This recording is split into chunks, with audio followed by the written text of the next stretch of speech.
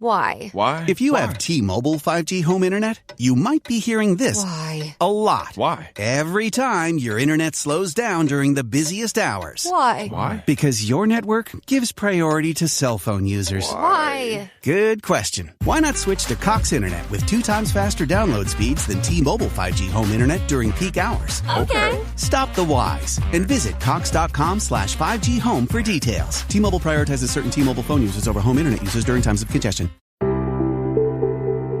Hello and welcome to the Paddock and the Pavilion with Stephen Wallace. In each show, Stephen will interview someone connected to the world of horse racing or cricket. At 4:30 on Saturday the 4th of June, they're off in the Platinum Jubilee Derby. In this podcast, I spoke to Rab Havlin from the John and Thady Gosden team and Dale Gibson, the Professional Jockeys Association Racing Director, about their memories of riding for the Queen as they look forward to this year's race. Thanks for joining me, Rab, on the podcast to find out what it's like riding for the Queen. Is there a different feeling when you put on those scarlet and purple silks? Yeah, I remember the first time I pulled them on. It's when we were young, both my grands had a picture of the Queen up in their kitchen, and I've kind of followed suit. We've got a nice big picture of the Queen up in our kitchen, and it's a lot of pride, and it just feels special when you pull them on, really. So when was the first time you remember putting them on? I think it was actually a spare ride for Roger Charlton at Wolverhampton one day. It was the first time the horse didn't actually win. I think it finished second, but that was the first time I actually pulled them on. But then since, over the last few years, last 5 or 6 years, we've had a lot of horses for the Queen, in the yards, which was nice. And has she been there on some of the occasions when you've ridden for her? Yeah, she's been at the races. I've unfortunately not rode a winner for a while. She's been there, but hopefully I can do that in the future. And do you get the impression how much she knows about racing and her knowledge of the industry when you're actually in the paddock with her? I haven't been in the paddock too many times, but I know, speaking to the people who are her advisories to her, that she's very knowledgeable about her mares, about her horses. She wants to be kept in the loop about their progress in the mornings, and any feedback you have in the afternoon after a race, she's the boss is straight on to give the feedback. And where have you ridden? You said you think you've ridden 5 winners for her. Where have you ridden those winners? What courses? Can't really remember now. In the all-weather tracks, grass, Ascot. So yeah, some nice tracks. Oh, so you've ridden a winner for Ascot as well? I didn't know. I didn't finish second at Ascot, actually. I just got beat. I was leading everywhere by the line, which was gutting. It wasn't a Royal Ascot meeting, but it would have been nice to. Definitely something you want to tick off the bucket list is riding a winner for the Queen at Royal Ascot would be great. And for this special Platinum Jubilee Derby, you're one of the jockeys, I understand, that's going to be wearing the silks. Hopefully, when she arrives at the course. Yeah, we've been asked, a number of us, to have ridden winners for Her Majesty to do the Guard of Honour with the silks on. So, again, that's a huge privilege, and I'm really looking forward to that. That should be a special occasion on Saturday, June the 4th. That's right. It'll be something you can look back on when you're in your retirement years and say you were there and you've done that. And it's just a huge honour just to be asked. Well, thank you for that, Rab, and thank you for sharing a few of your memories of riding horses for the Queen. No problem, Stephen. Lovely. Thank you. Dale, how much are you looking forward to being part of the Guard of Honour on Derby Day?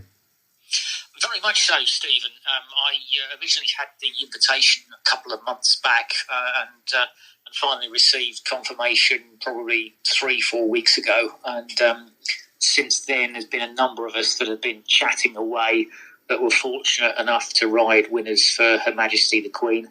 And we're all very much looking forward to Saturday and getting the silks back on, along with the breeches and boots as well.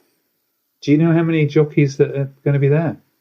Yeah, there's going to be 40 former and current riders from the flat and 5 national hunt obviously Her Majesty the Queen didn't have that many national hunt wins in comparison to her flat wins as an owner, but so a total of 45 jockeys. That includes Sir Anthony McCoy from the national hunt sphere, and obviously the one and only Frankie Dettori. We're not quite sure of the lineup yet.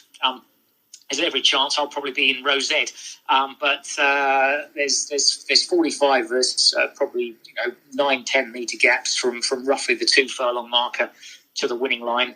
And we're also going to be having a photo shoot in the winners' enclosure with all of us in the winners' enclosure with Her Majesty's silks on. And I think that will really be rather a good photograph. Yeah, it'd be nice to get back in the winners' enclosure, won't it? Yes, absolutely. Yeah, it's a while since I was in the winners' enclosure at Epsom, I can assure you of that. And probably the last time was actually for Her Majesty the Queen, if my memory served me correctly, which would be 1990, so 32 years ago. Bizarrely. And of course, one jockey that will be in everyone's mind on Saturday who rode for the Queen in the Derby and also rode a classic winner for the Queen is Lester Piggott, who sadly passed away at the weekend. Yes, absolutely. Our thoughts with Lester's family and friends at this sad time. He really was a unique, one-off, high-class sportsman, and almost certainly his achievements and the way he went about every part of his professional career will never be repeated. You've got to remember there's no Sunday racing in the UK for his career. There's no all-weather racing, and technology wasn't as good, and he still mastered it. He's one of the few jockeys that I can honestly say has mastered his profession. Probably Sir Anthony McCoy, Frankie Dettori being two either current and relatively current ones, but I think we can say that Mr. Piggott definitely mastered what he did for a living. Well, thank you for that, and the best of luck on Saturday, and we'll look out for you in the winners' enclosure. Thank you very much indeed, and good to talk to you as ever. Thank you. Thank you for listening to The Paddock and the Pavilion. You can download the show on Apple Podcasts, Amazon Music, SoundCloud, Stitcher and Spotify. Follow us on Twitter, Facebook and Instagram at The Pad and Pav. Don't forget, if you like the show, please do leave us a rating and review. Sports Social Podcast Network. On Instacart, I can shop a huge selection of pet supplies, from that one brush that scratches him just right, to that extra comfy bed he can't wait to flop down in. And I get everything delivered right to my door in as fast as 1 hour.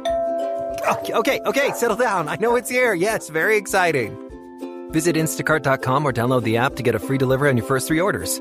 Offer valid for a limited time. Minimum order $10. Additional terms apply. Instacart. Add life to cart.